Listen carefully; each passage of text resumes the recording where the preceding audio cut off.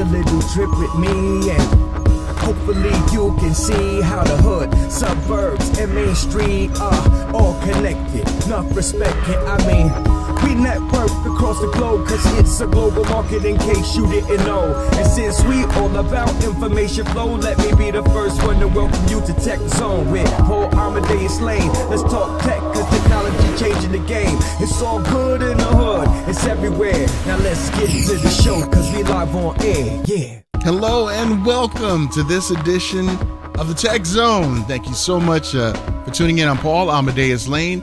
This is KMED 1490 ABC News Radio. On our show today, we're going to be talking about eye tracking and vision technology. We're going to be talking about biometric authentication. What does that mean? Have you ever heard of that before? The first segment, though, we're going to be talking about marketing, mobile messaging. Maybe you have downloaded a theme-oriented keyboard, emojis. What's the, science and innovation behind that? My first guest is going to explain what his company is doing because they are the first platform for brand marketing and mobile technology. Not only that, they are working with more than 100 of the world's biggest brands out there. And I'm so happy to have with me right now the CEO of Snaps. We have Christian Brucculeri joining me. Christian, how you doing, my friend? Great, Paul. Thanks for having me. Hey, it's amazing to have you on with me. And Christian, let's talk about what you guys are doing over there with Snaps. Sure. Why did you guys create the company? Because you guys are on fire right now in the mobile messaging world. What made you guys create this company? Sure. So our founder, Vivian Rosenthal, and I have a pretty long background working with big brands, mostly in emerging technology. So started out in the social space, creative digital space for, back before it was cool. And one of the patterns that Vivian and I kind of recognized early was, every time consumers shift where they're spending a lot of their time and attention, whether that's going from, .coms to email, from email to social media, from social media to video platforms, from desktop to mobile, and then from kind of mobile apps to mobile messaging, brands tend to need a partner in a technology solution to help them create content, create messaging, get that messaging out to their consumers in that new environment, and then get data analytics back out. And so Snaps exists as a partner in technology solution for brands to create content in the mobile messaging space, engage with consumers there, help consumers share branded content with each other in that space, and then get data and analytics and understanding on how their consumers are behaving in that environment. And we've been doing that for the past 2 years and working with some great brands and working on awesome platforms like iMessage and Facebook Messenger and WeChat and others. So it's been a good couple of years. And Christian, what's been kind of, the feedback you've gotten from companies? Because some of the companies that you deal with, like Burger King, Pepsi, Victoria's Secrets, amongst others, even like entertainer like Kevin Hart, when did they realize this is something they needed to do, especially when it comes to their product strategy or even like the mission of their company or their brand? What's been kind of the feedback when they're approached or when they approach you about it, if maybe this is something new to them?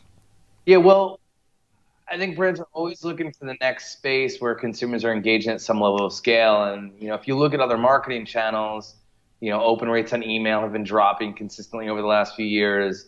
Organic engagement in places like social media, like Facebook, has been dropping for years. And so, marketers are always kind of on the next hunt for places where they can grab customer attention, they can deepen a relationship with them. And when messaging started to open up, a couple of years ago, it was in places like, it was mostly in Asia. So there was a Japanese application called Line that had built a multi-$100 million business selling premium stickers. And there's a huge messaging app called WeChat in China that most Chinese consumers interact with and get most of their content and data from. And so I think brands kind of looked from the East and said, maybe this is going to happen in the West. And so that was really a driving factor. A lot of the places where, that used to work don't work so well anymore. TV commercials, and even to some extent email and social media are not as effective as they were even 5 years ago. So I think brands realized that they had to be in the space. I think the bigger question for them was, what are the experiences that we want to create in that space, and how do we want to engage with consumers in a place that is very personal, right? Places like iMessage and Facebook Messenger are extremely personal environments. And so, we exist to kind of create those experiences that they kind of do no harm. They're not like traditional advertising. So those might be branded emojis or stickers or GIFs, or there might be things like chatbots on Facebook Messenger that allow brands to engage with consumers in the way that they want to engage. A lot of these companies are global companies, and they want to engage with the consumer base throughout the whole world. And in some in some countries, they don't have a landline infrastructure. The only infrastructure they have is a cellular infrastructure. The only way that these brands can get in contact with some of their consumers is through the smartphone and through these the different devices right here. And your company helps them to meet that need. That's right. Yeah, I think if you look globally, there's probably about 3.5 billion users of mobile messaging applications across the world, whether that's their native messaging app on Android or iMessage or things like Facebook Messenger or Viber or Line or Skype or WeChat. And so if you look at the size of that audience, there's never really been a channel that can reach so many people globally as messaging. And so we see it as the biggest frontier to market and to create experiences, and we're excited to be early in that space. And speaking of Kevin Hart and what Kevin Hart did with you guys, it's truly amazing. And I guess Kevin had some emojis or different things out there to help engage his fans. Well, why don't you talk about that partnership? Sure. So Kevin, Kevin has his own visual lexicon. He has his own voice. He has his own brand. He is his own brand. And so, when he came to our platform, he decided that he wanted to make a Kevmoji application. And so we power his app in iMessage, and he's also got a keyboard out in the market where you can download and install that, and you can send Kevmoji instead of regular traditional emojis. So, he wanted to replace the smiley face emoji with the Kevin Hart smiley face. I think he's done a really good job. I mean, he's gotten tremendous amounts of engagement, tremendous amounts of installs, and he's created a pretty significant digital business for himself. But also sort of brought smiles to lots and lots of people who are having conversations in places like iMessage. That is so true. So when a company approaches you guys sit down with them and you come up with a strategy for them, because what may work for Kevin may not have worked for Nordstrom. So how do you sit with them and find out what strategy works for them? Yeah, so those things don't really change, right? I mean, whether it was, sponsoring soap operas on radio in the 1930s, or trying to get a mobile messaging application out, or a mobile messaging strategy out in 2017, like, brands want to figure out ways to get in touch with consumers, to tell their story, to talk about the benefits of their product, and eventually drive commerce experiences. And so, based on the type of brand that we're dealing with, whether that's a Kevin Hart or a Nordstrom, we try to think through what the consumer touch points are, and we'll recommend strategies based on that. So for Nordstrom, as an example, an emoji keyword didn't make a ton of sense, but they wanted to use our platform to power a chatbot to help consumers find the right gifts for their family members over the holiday on Facebook Messenger. And so, that was the experience that they wanted to power, and our platform is flexible enough to be able to handle both of those use cases. And when we look at the objectives of many companies that you represent out there, of course, it's the bottom line, and also it also, are they able to gather data of what their consumers are looking forward to as well? Because, sometimes, we look at the different strategies out there. Are they able to say, okay, well, look, this user right here checks out this, so we're going to recommend this for like their father or their mother or things like that? Is that how the bots that you guys have developed helping these brands to achieve that objective?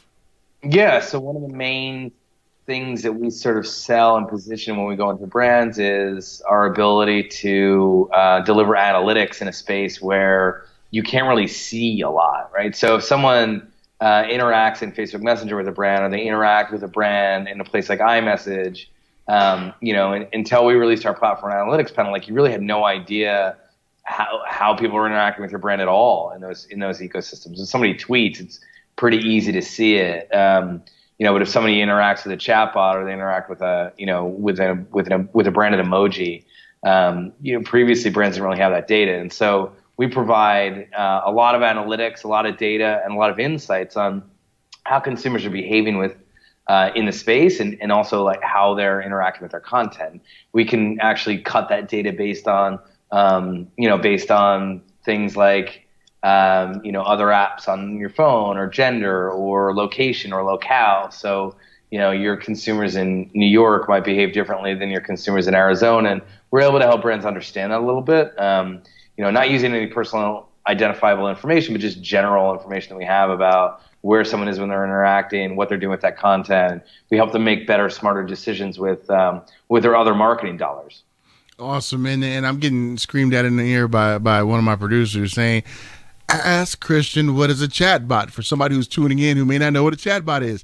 Okay, sure. Christian, give us a technology lesson 101 on what a chatbot is. Yeah, so a chatbot is it's an application that lives in a conversational layer. So a place like Facebook Messenger, and if you talk to a brand, you might be talking to a person, or you might be talking to a computer.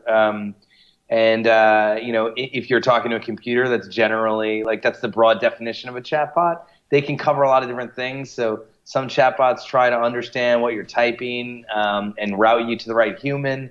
Some chatbots, they more just kind of publish content, allow you to sort of make selections and run down a list. And so you can cover a lot of different use cases. It's a pretty broad definition. But basically a chatbot is an interaction that a person would have with a computer in a messaging app. Awesome. Thank you for that explanation. I couldn't have explained it better. You did a great job. So I'm glad I had you explain it. And Christian, take us back to when you guys got your first client, because when companies begin, they really don't know if somebody's going to be feeling them or not. So take us back when you guys got your first client and what the vibe was around the office. Yeah. So we did a lot of, that was a great experience for us. So we do a lot of customer development. I think we take an approach of not building things in a box or in a vacuum, but trying to understand if there's some kind of demand. And so when Apple opened up their keyboard endpoint, my founder Vivian came in and said, hey, Apple's going to make these keyboards. We should try to figure out a way that we can help brands get in there. And so we came up with the idea just in our office of building an emoji keyboard that would have branded emojis. And we had no idea if anybody was going to want that. So we were fortunate enough to have contacts with enough brands. We made a few phone calls and got a few people excited. And so our first branded keyboard was with Comedy Central for a show called Broad City. And we didn't really know what was going to happen with it. We kind of, we created some tech. We allowed Comedy Central to make some Broad City emojis. They put it out in the market, and 3 million people used it in 6 weeks, and it just went completely on fire. And so we're like, hey, we've got a product here. So it was pretty interesting to kind of, do customer development in terms of, not trying to build a product completely in a vacuum, trying to get some feedback on, who might be interested in this and what use cases they might want to support, and then building enough technology to kind of get it out to market so you can get some data and do some testing, and then get some feedback from the market on how these things are done. And one of the other things that we got really excited about was, I think 50% of the Broad City keyboards that were installed were actually completely viral. So that was somebody, that was me sending a Broad City emoji to you, Paul, and then you saying, oh my God, where'd you get this? And it's easy to kind of share the download link. And so we've seen that kind of viral sharing around our keyboard and iMessage products for the last 2 years, and it hasn't really let up.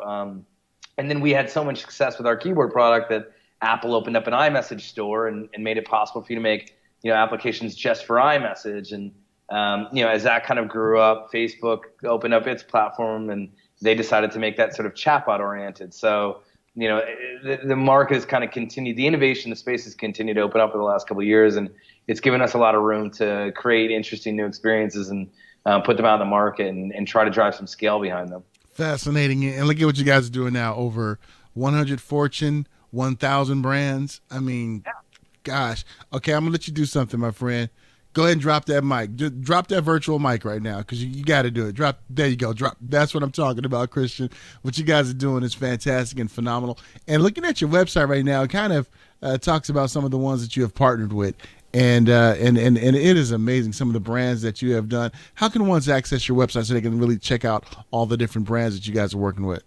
Sure, yeah, we're at makesnaps.com. So, we've got a bunch of brands, and you can get an idea of what our iMessage apps are and chatbots, and you can get some data and some research that we do and all that good stuff. And Christian, now I want to delve into you personally in the tech world, because I'm looking at your resume. You started off as an operator, investor, C-level executive, several establishments that you've been at. Now you a CEO. You are the man.